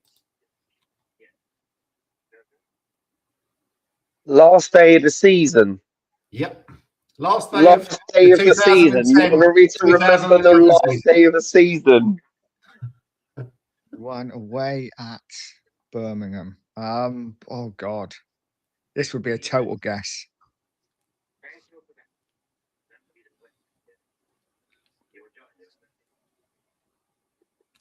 He came on for Crouchy. He got, fuck's sake, Nige, you are a bit of a legend, mate. Was it right? Big up, Nige. Big up, Nige. Oh, mate, seriously, that is quality. I pulled that out of my ass from somewhere. I don't know. Pause on that. Oh, brilliant. That was good. Right. I heard a rumor. Well, it's not a rumor, but a few YouTubers are doing the rounds about possibly one day, if not now, obviously when Frank was under pressure yesterday or day before, talking about Robbie Keane possibly coming back and managing Spurs because he's absolutely flying wherever he is at the moment. No, not yet. No, not having it. No, not yet. No, I look. Robbie Keane is Robbie Keane, and Robbie Keane still got it. If you watch the Spurs Legend match that happened quite well in the last couple of years, he's still a great footballer. He's a really good manager. Here's the thing: I don't want a Frank Lampard. I don't want a Frank Lampard at Chelsea. Frank Lampard is doing really good at Coventry at the moment, right? Doing amazingly well, which I hate to say because obviously one of my other teams is in the Championship, and Hey, that's Nige has, man. We got to drag this guy to a pub quiz, pub Spurs quiz, man. But I'm coming When with is you, it? man. I think, yeah, Yeah. that'd be brilliant. yeah. Also, here's the thing: I don't want a Stevie G. Here's the thing: like, no Liverpool fan wants Stevie G at Liverpool We've after we've Slot. done that. We've done that with Glenn Exactly. Hoddle, and it Yeah. didn't work. Yeah, we've done it, and He no, needs to be able to prove himself. And I know he's been, where was he? In the Maccabi Prem. Tel Aviv, and now he's Ferencvaros or whatever it's called. Yeah. it needs to be managed in the Prem. And he's Like flying. as much as Thomas Frank is still Frank in doubt. It's one game. Good. We got a home win. We're celebrating a home win. Yeah. Agree. Thanks, Dan. As much as like we are buzzing off of a win and an Arsenal loss and Liverpool imploding, I still think like we need managers. If Thomas Frank doesn't work out this season, we need a manager that is proven. I It's as agree. simple I as agree. that. I just think I think as Spurs fans, we're not easily pleased, and I think getting a man in, and I'm not saying Keane right now. I'm talking down the line, but getting a man in who gets Spurs and the fans get him, I think Yeah. that's kind of what we want because Yeah. we're so quick to turn on managers, aren't we? Yeah. I still It's- smile every time I think about that goal he scored against Blackburn. Oh, what a goal! I mean, Where's the guy? it was that is what I watch football for. Just it was beautiful, absolutely amazing. Flipped it over his head, and it came in and just knocked it in. And then he did the old. Yeah. Well, I mean, you could probably do a clip of 50 Robbie Keane goals for Tottenham, yes. and all of them. Oh would be no, like Robbie world Keane was amazing. He doesn't get his flowers. This is the problem with TikTok Federation. They don't know Robbie Keane. They all just go to make Jermaine Defoe, and I'm like, Robbie Keane was good too. But coming back, look. At that point, we had Robbie Keane, Canute, Yep, Berbatov, yep, Defoe. dude. Where is our Ricky, forward line now? Ricky, right? Ricky and Nige, this game is on YouTube, right? This game is on YouTube. Our cup win against Chelsea, right? I rewatched it recently. I think I told Dan about this as well. I rewatched it recently. In the first 15 minutes, you could see patterns of play, attacking threat. You could see defensive prowess. You could see all of this great stuff within the first 15 minutes of that game. But no, it's coming on. I don't think Spurs get Spurs. That's true. But no, look, Robbie Keane coming back to Spurs as the manager is almost like Vincent Kompany coming to Man City after Pep. Look at what Vincent Kompany has been doing at Bayern Munich. Right? He did really bad at Burnley because the players weren't good enough for his system. And he goes to Bayern Munich. He wins the Bundesliga last season, and I'm hoping. Here's my hope. I'm thinking Bayern Munich win the Champions League this year. I'm hoping they do, right? Because I don't think Barcelona have it. I don't think Real Madrid have it. I don't think Liverpool Spurs have it. What? You don't think Spurs have it? No, I'm looking at a participation trophy, mate. I'm looking at a participation trophy. But it's the same. Like Man City want Vincent Kompany, but they keep saying if he comes back to Man City as a manager, he's got to win more than the Bundesliga and the Polka and the Super Cup they have. They want an international. Well, I say international. Sorry, I'm being American, where we're like, yeah, we're world champions, yet we're only in America. But you know what I mean? They want a European trophy under Vincent Kompany. So Robbie Keane, I would love him as a manager, but I've got to see what he does. I still think that Frank has something about him. And do you? Yeah, I still do. But that's probably my Danish side being, there's only 5 million of us, so we've got to stick up for each other. Here's the thing, right? So here's the thing. If he continues, if he, and hindsight's 2020, isn't it? Right. So if he continues with this form and gets win after win after win, or a couple of draws, a few losses, but we continue in this form, we as Spurs fans are going to look back on the terrible form that we had and go, "Oh, yeah. I can hear the arguments. Oh, it was just figuring out the team. It's just figuring out the team," which I hope is true. But the problem is, as a Spurs fan, it's the hope that kills, mate. It's the hope that kills. Can either of you remind me about the start that Poch had? Because I don't think Poch was that impressive for the first. And it wasn't it that Harry Kane free kick that took a massive deflection that actually turned our fortunes around? How many games in was that? Wasn't that like Christmas time? Like around... Yeah, it was Christmas time. Yeah, it was November, December time. It was against Villa. I'm happy to give Frank a whole season. I'm not Frank out. I'm not a reactionary YouTuber, even though I'm not on YouTube. I just come to panels because people like me. Who you calling out? No, I'm not calling out no one. You ain't getting those strays, Nige. You're my morning radio when I go to the gym. You know this. But no, I'm not a reactionary YouTuber. I don't come away from a loss going, sack the manager, sack this team, sack this, all this thing. But at the end of the day, I'm willing to give him a season. And always give a player and a manager a season. I'm not going to say that I don't. If he's doing badly, I'm going to say that he's doing badly. Or if he's doing well, I'm going to say he's doing well. I'm not like someone who. Yeah, there's so many. It seems to me there's so many Tottenham supporters now who are coming out of Australia because of Ange, and now it's all Frank's a wanker and Frank's this and Frank's that, and I'm like, yeah, but that's just noise, mate. That's noise, mate. Ange had his time, yeah, and he had another chance at Nottingham Forest, and it failed. So just give it a rest. You either got to realise. Or you support the manager. If you support the manager, this whole thing, mate. Get out of my face, dude. It's you. For me, look, I.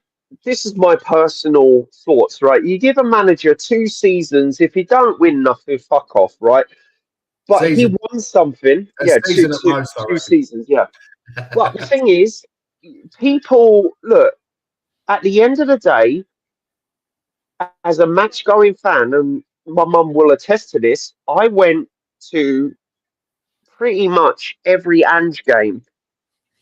And this is how bad the fan base was. And I don't talk about online, I talk about matchday fans. We were ironically chanting, "We know what we are, we know what we are, we lose every week, we know what we are." You don't want that. No, seriously, we were chanting that in the stadium. And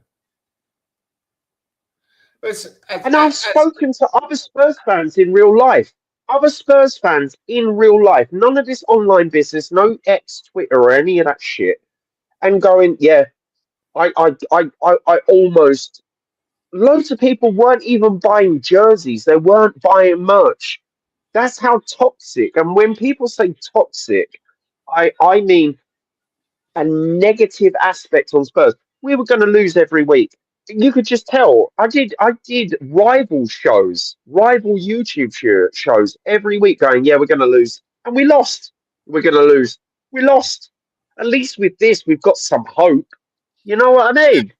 That was the thing. I can remember in the 90s.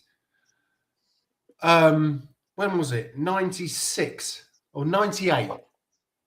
We were in the relegation zone. Yeah. And what's it? Klinsmann scored 4 against Wimbledon. And I can't remember who the other. And we won 6-2, and that kind of took us clear. But I was thinking to myself, I actually enjoyed supporting Tottenham more then than I do now, because all I hear is, this manager. It's like, it's not about the fucking manager. Noise, mate. Yeah, players. It's social media, isn't it? I mean, imagine Yeah, social it media in is. the 90s under Spurs. I mean, that would have been horrific as well. It's just, Yeah, it would. Yeah. it is all social media. I think we have to give Frank a chance. Listen, is the football great? Yes. No, at times it's not great. But I stand by the fact I don't think a lot of the players are good enough. And No. it showed yesterday. Xavi now finding his feet. Maybe we'll see a different Tottenham. Yeah. But who do you think's not good enough, Nigel? Name some names. I think it's not good enough. Oh wow. I don't think Vicario. Gates was good enough. Yeah, Vicario. Well, Yeah. Vicario is one I would No, replace. for me, it's not about Vicario. It's just about, look, Vicario, here's the thing. People keep saying he's a good shot stopper. Right, yeah, that's a goalkeeper, mate. That's a goalkeeper. That's a goalkeeper's butter, job, yeah. man. Yeah. So, and the thing is, it's like, where, okay, Vicario is Vicario, but who else have we got in? Kinski? Do you have faith in Kinski? Because I don't. Right? I've got faith in Dan's. Here's the thing, the defensive line, I have faith in. Danso, yeah. He has a bozo, yeah. Romero has a bozo. Van der Ven has bozo. Jed Spence has bozo. I don't want Archie Gray in defence ever again. He's terrible in defence. Stop playing him as a defender. He never was a defender. I'm sick of it. So I'm liking that Frank is playing him in the midfield. Defence, I'm okay with. Like the midfield, Berival, I've always said this, our players are 5 and 6s across the board, but then we've got a handful. What I was asking, Kai, is to you and Nige, who would you get rid of? Yves Bissouma, gone. I want him gone. It's gone. Absolutely gone. I want Richarlison gone. I want him sold. I don't think he's a good enough forward. Johnson gone. Tell gone. Tell, really? For me, Johnson, Sarr gone. You're not going to give Tell a chance? We've given him a season. He was on loan, and now he's back. I mean, he looked pretty lively. The guy is one for the future. I know we paid 50 million for him, and so you would have thought he should have slotted straight in. But I still think there's something there. I think, yeah, maybe give him another season. I just think if we're looking for a left-sided player, like in January, say, we are looking for that magical left-sided player, whoever that is. Yeah. We can't then have Odegaard, Tell, Mikey Moore coming back. One of them's got to go. So for me, out of them, it would be Tell probably. But I thought that Tell was more of a centre mid, centre forward. So, well, he hasn't performed well, mate. I'm sorry. People keep calling him. I know people that don't even say his name. I know people that refer to him as M11, just M11. Oh, I'm not that harsh on him, but I just think if we want better going forward, listen, I'm of the opinion I'm not Doncaster up to Carlisle or something. The M11. Sorry. Yeah, I'm not a huge Porro fan, so I wouldn't be. If we sold Porro in the summer, I wouldn't. It'd be fine. Who do you think would go there? Do you think Spence can play right back? I mean, he's looked great at left back, but he's also looked decent at right back. So, yeah, I mean, listen, I'm not advocating selling Porro, but he's so many fans are like, oh, we can't sell him.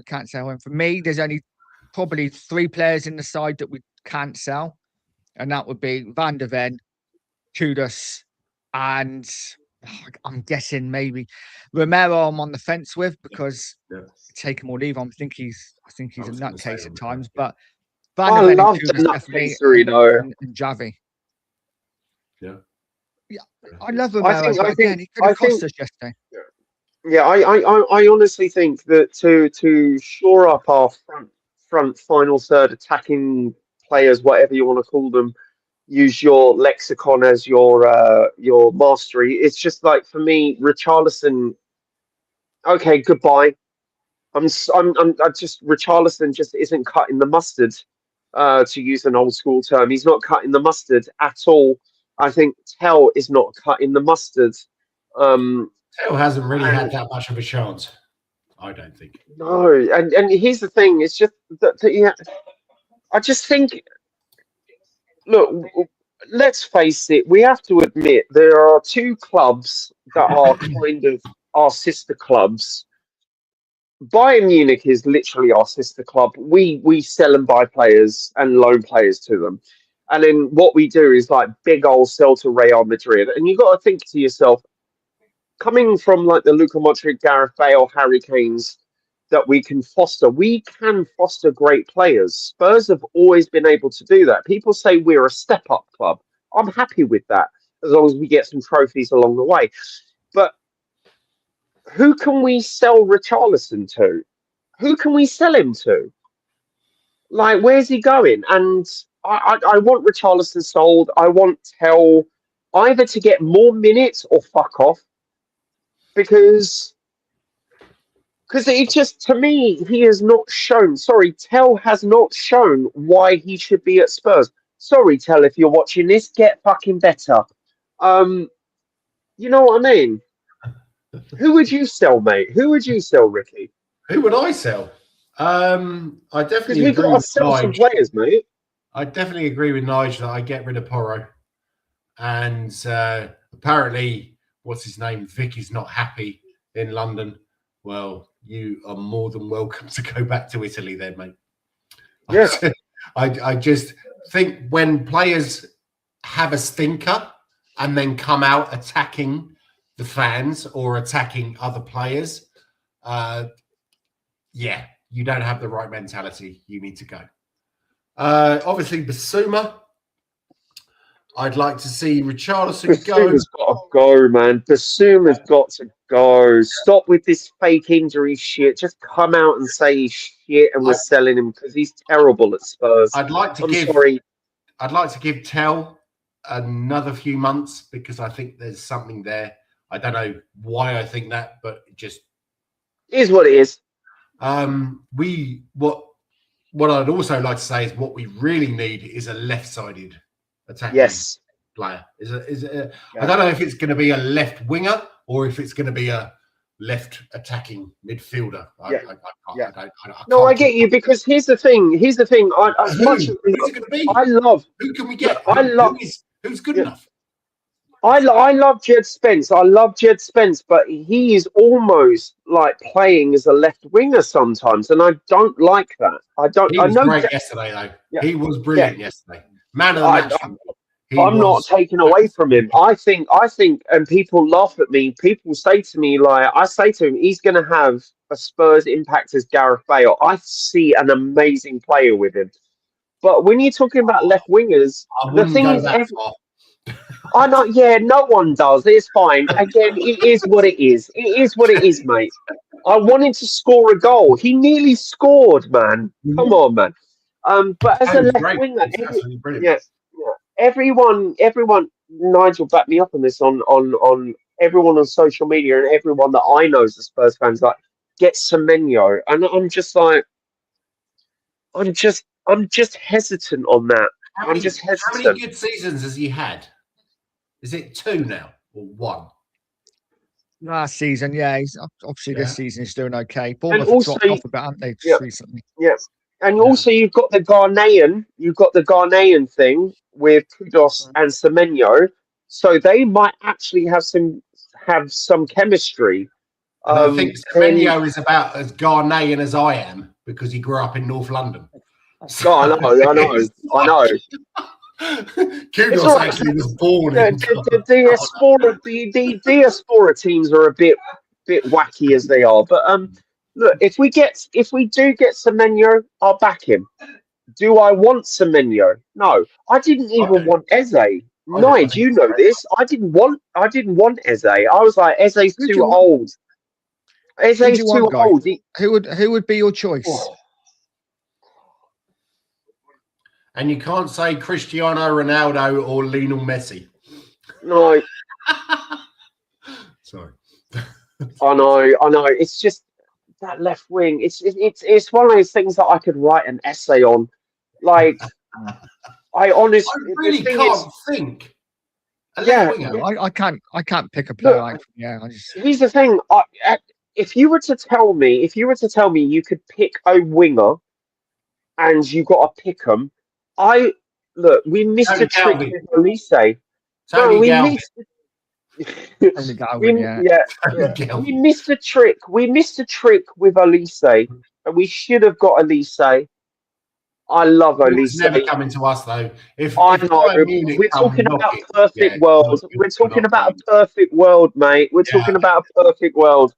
Yeah. But yeah, no, I don't know. I'd have to actually think about it and put on my Football Manager 2023 to 2024 because FM 2026 is terrible. I'd have to like really think about it, mate. Honestly, I'd have to think about it because wingers, I don't know. England and the world is full of number 10s, and I'm a number 10 when I play, so I get it. But there's no out and out amazing winger at the moment that I would be like, yeah, I'd take him.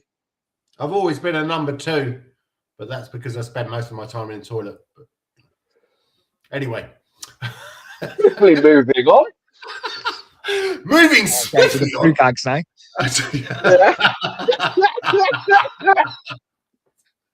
Right, guys, I think I'm going to wrap it up now, unless you have anything else you want to talk about. Nah, come on, you Spurs. Let's get this. Let's Yeah. keep these performances. Let's keep the consistency. Let's stop losing at home. I don't mind a draw at home. Look, we're Spurs. We're not the best team in the world, but we are the best team in the world. And I just think that Thomas Frank needs to actually play the players that we paid for. Has he turned the corner? Or Not yet. Not one Hopefully. game, mate. Not one game. Hopefully. I'd say that's It's all about our home form. Yeah, it's all about our home form, isn't it? Yeah. So our away form is fine. We can get our home form sorted. We'll be okay. Yeah. Stop gaslighting the fans, mate. Thomas, stop gaslighting the fans. Stop saying, stop saying one thing and we see an opposite thing on the pitch. Like our home is a fortress. We like to aggressively press. We're attack minded. All three things are not true this season up to this point. They're not. That's true. That's very true. Yeah. Okay, who's there? Dan is laughing. Dad. Big up, Dan. Hope you're well, buddy. Anyway, guys, I'd like to say thank you very much for coming on. If anyone's watching, which I can see there's one person, that's probably me, then please subscribe to Shelfside Spurs, RickyVillaTV, and of course, Spurs Wasian TV. Nigel, thank you very much for coming on. It's been an absolute pleasure. Yeah, Nigel, it's nice to catch up, not just hearing you when I'm doing my morning jog. And you, buddy. And Guy, as always, mate, always a laugh. So all I can say now is come on, you Spurs, and Levy is out.